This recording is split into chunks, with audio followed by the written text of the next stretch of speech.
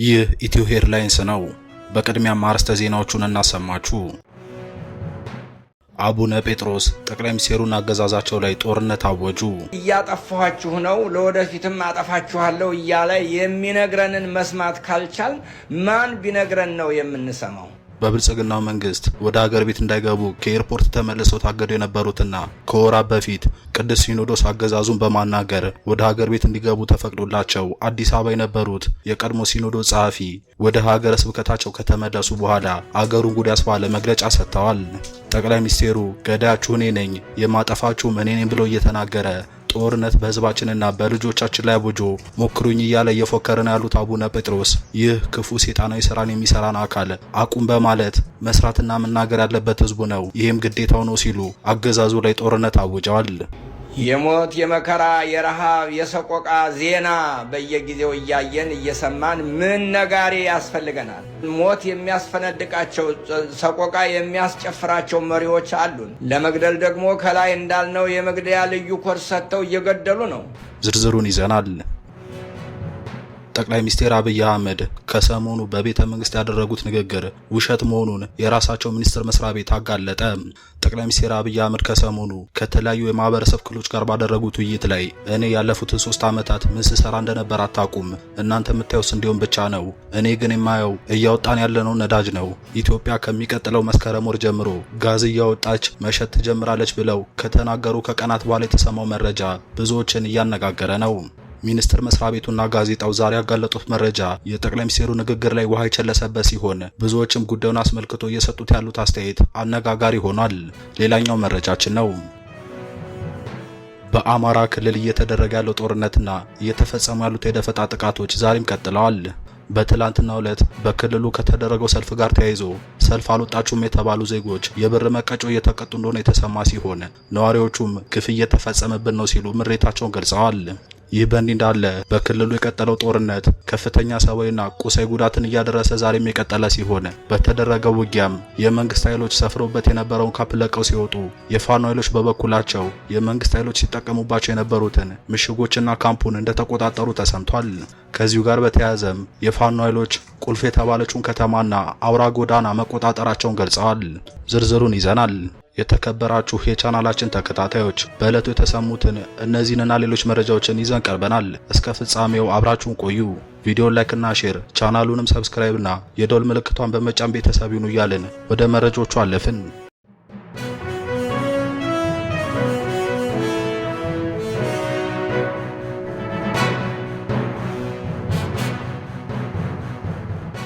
በመጀመሪያም ብፁዕ አቡነ ጴጥሮስ ጠቅላይ ሚኒስትሩና አገዛዛቸው ላይ ጦርነት አወጁ።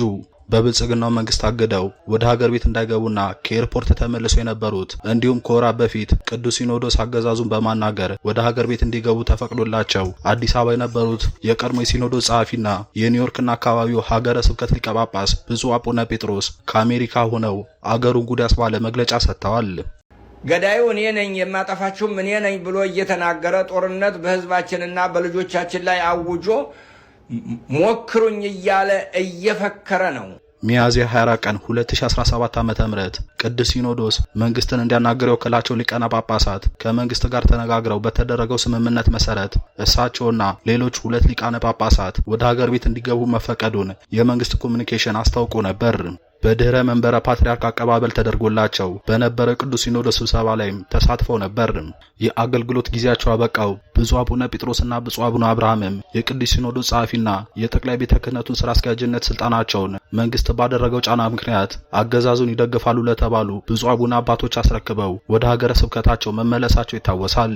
ብፁዕ አቡነ ጴጥሮስም ወደ ሀገረ ስብከታቸው በአሜሪካ ወደሚገኘው ኒውዮርክ ከሄዱ በኋላም ጠቅላይ ሚኒስትሩና አገዛዛቸው ላይ ጦርነት አውጀዋል።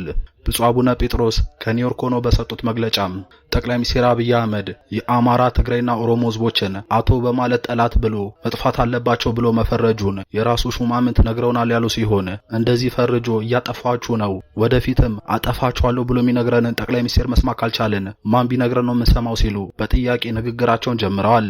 ጠቅላይ ሚኒስትሩ ገዳያችሁ እኔ ነኝ የማጠፋችሁ እኔ ነኝ ብሎ እየተናገረ ጦርነት በህዝቦቻችንና በልጆቻችን ላይ አውጆ ሞክሩኝ እያለ እየፎከረ ነው ሲሉ ብፁዕ አቡነ ጴጥሮስ ሁኔታውን አስረድተዋል። ያጠፋ እያጠፋኋችሁ ነው፣ ለወደፊትም አጠፋችኋለሁ እያለ የሚነግረንን መስማት ካልቻል ማን ቢነግረን ነው የምንሰማው? ገዳዩ እኔ ነኝ የማጠፋችሁም እኔ ነኝ ብሎ እየተናገረ ጦርነት በህዝባችንና በልጆቻችን ላይ አውጆ ሞክሩኝ እያለ እየፈከረ ነው። እርሱን መገዳደርና ልክ ማስገባት መብታችንን ማስጠበቅ ካቃተን ማን ቢነግረን ነው የምንሰማው? ብፁዕ አቡኑ ቀጥለውም ጠቅላይ ሚኒስትሩን መገዳደርና ልክ ማስገባት መብታችንንም ማስከበር አለብን ሲሉ ያሳሰቡ ሲሆን ይህንን ለማድረግ ምን ተቸግረን ነው? ቤተ ክርስቲያኒቱም ይህንን የሚጠይቅ ሴት ወንድ ምሁር እንዴት ይጠፋታል ሲሉም አዝነው ጠይቀዋል። ትውልድ እየጠፋ ነው፣ ሀገር እየፈረሰ ነው ያሉት ብፁዕ አቡነ ጴጥሮስ እነዚህ ምሁራን ምን እየሰሩ ነው የሚለው ቤተ ክርስቲያናዊ ጥያቄ መሆን አለበት። የሞት የረሃብ የሰቆቃ ዜና በየጊዜው እያየንና እየሰማን ምን ነገር ያስፈልገናል? ምን እየጠበቅን ነው ሲሉም ጠይቀዋል። ጠቅላይ ሚኒስትሩና ሹማምንቶቻቸው በህዝቡ ሞትና ረሃብ እየፈነደቁ ነው፣ እየጨፈሩ ነው ሲሉ የገለጹት አቡኑ ለመግደልም ቅድም አቶ ብለው አማራ፣ ኦሮሞ፣ ትግራይ ብለው ኮድ ሰጥተው እንደሚገሉት አሁንም እየገደሉ ነው ሲሉ አስረድተዋል። ይህንን ክፉ ሰይጣናዊ ስራን የሚሰራን አካል አቁም በማለት መስራትና መናገር ያለበት ህዝቡ ነው፣ ይህም ግዴታው ነው ሲሉ አሳስበዋል። አማርኛ ተናጋሪ ጨካኝና ክፉ ነው፣ ስለሆነም መሞት አለበት። ኦሮሞኛ ተናጋሪውም ስለማይታመን ትግረኛ ተናጋሪዎችም ስለሚጨቁኑ መጥፋት አለባቸው እያሉ ይህንን ክፉ ሰይጣናዊ ስራ የሚሰራ አካል አቁም በማለት መስራትና መናገርም ያለብን ሰዋዊ ግዴታችን ነው። የተከበራችሁ የቻናላችን ተከታታዮች የብፁዕ አቡነ ጴጥሮስን መልእክት እንዴት አገኙት? ሐሳብ አስተያየቶን በኮሜንት ላይ ያጋሩን እያልን ወደ ቀጣዩ መረጃ አለፍን። ጠቅላይ ሚኒስትር አብይ አህመድ ከሰሞኑ ከተለያዩ የማህበረሰብ ክፍሎች ጋር ባደረጉት ውይይት ላይ እኔ ያለፉትን 3 ዓመታት ምን ስሰራ እንደነበር አታውቁም፣ እናንተ የምታዩት እንዲሁም ብቻ ነው፣ እኔ ግን የማየው እየወጣ ያለውን ነዳጅ ነው። ኢትዮጵያ ከሚቀጥለው መስከረም ወር ጀምሮ ጋዝ እያወጣች መስጠት ትጀምራለች ብለው ከተናገሩ ከቀናት በኋላ የተሰማው መረጃ ብዙዎችን እያነጋገረ ነው።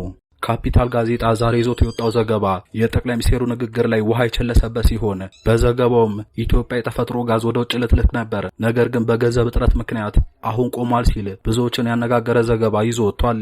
ኢትዮጵያ የኦጋዴን የተፈጥሮ ጋዝን ወደ ውጭ የመላክ እቅዷ በገንዘብ እጥረት ምክንያት ተሰርዟል ያለው ጋዜጣው መንግስት ከኦጋዴን ተፋሰስ የተፈጥሮ ጋዝ በጅቡቲ በኩል በቧንቧ መስመር ወደ ውጭ የመላክ እቅዱን የገንዘብ እጥረትና የትግበራ መጓተትን በመጥቀስ በይፋ ሰርዟል ሲል አሳውቋል።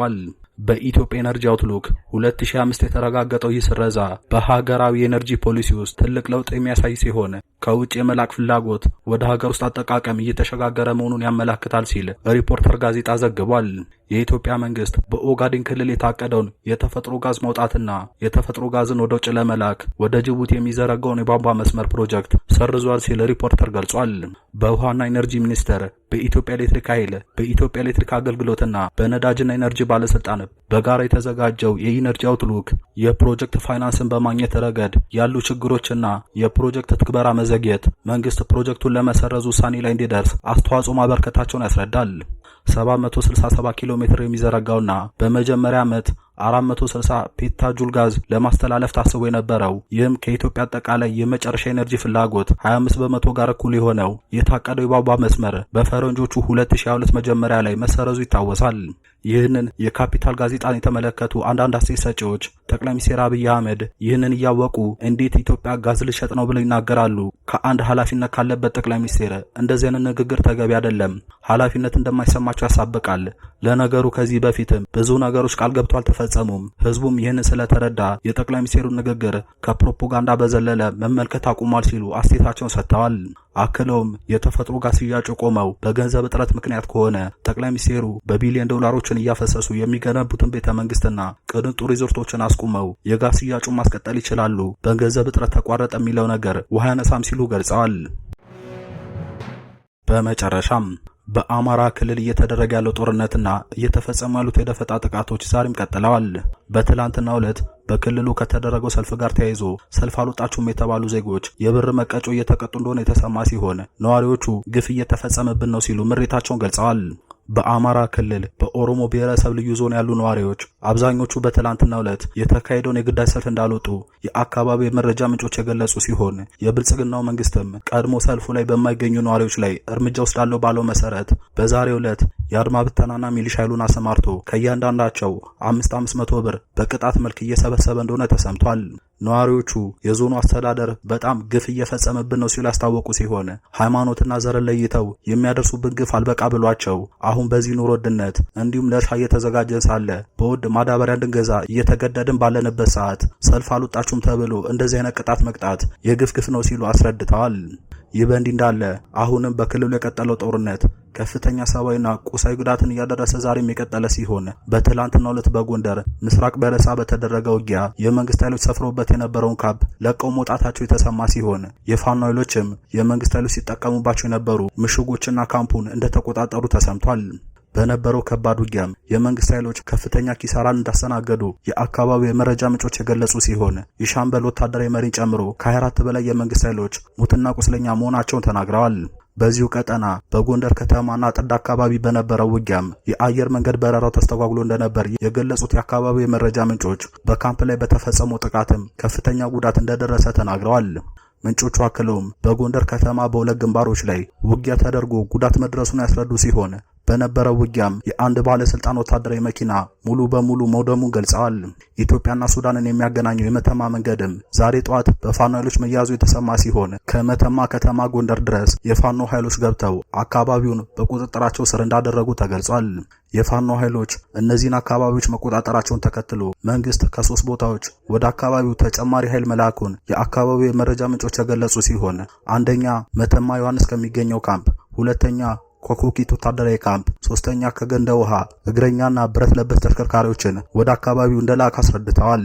ሆኖም እስካሁን ድረስ በአካባቢው ውጊያም ሆነ ተኩስ እንዳልተቀሰቀሰ ምንጮቹ ጨምረው ተናግረዋል። ክቡራን ተመልካቾች ለአሁን ያዝናቸው መረጃዎች በዚህ ያበቁ። ቪዲዮ ላይክ እና ሼር፣ ቻናሉንም ሰብስክራይብ እና የዶል ምልክቷን በመጫን ትኩስ መረጃዎችን ያገኙ እያልን ተሰናበትን።